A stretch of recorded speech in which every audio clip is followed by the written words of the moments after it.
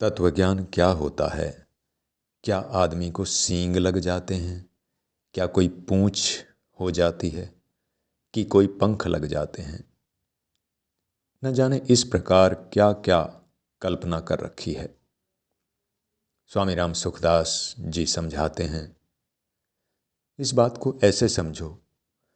आप कहते हो कि संसार नाशवान है, परमात्मा अविनाशी है, और फिर आप पूछते हो कि इसका पता कैसे चले कि संसार नाशवान है यानी विनाशी है और परमात्मा अविनाशी है।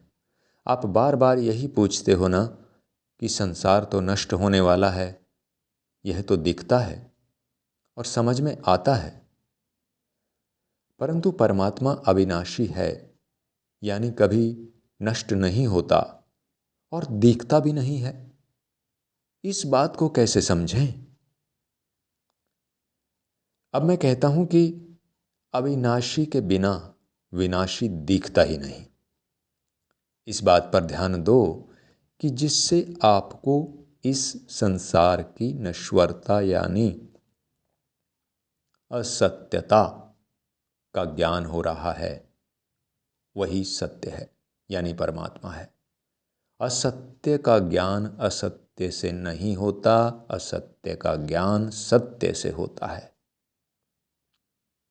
यह जड़ माया हमारी मूर्खता के कारण हमें सत्य की तरह दिखती है।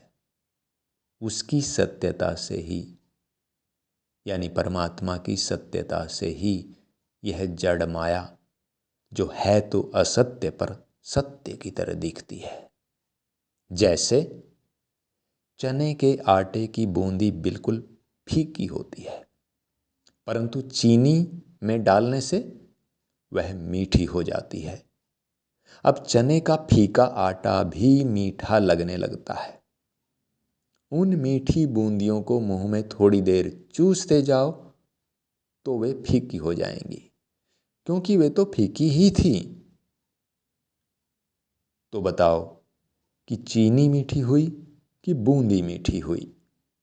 अब ध्यान देना, जो फीके को भी मीठा करके दिखा दे वह स्वयं मीठा है ही। जैसे यहाँ पर चीनी स्वयं मीठी है और उसने फीकी बूंदी को भी मीठा करके दिखा दिया। ऐसे ही जो असत्य को भी सत्य की तरह दिखा दे वह सत्य है ही। अविनाशी के बिना विनाशी दिखता ही नहीं, बिना सत्य के असत्य का भान ही नहीं होता। असत्य तभी असत्य दिखता है जब आप सत्य में स्थित होते हैं।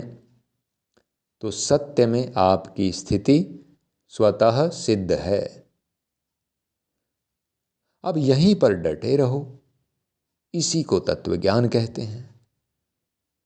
और तत्वज्ञान होने पर कोई सींग थोड़े ही उग जाते हैं, या कोई पूंछ हो जाती है, या कोई पंख लग जाते हैं।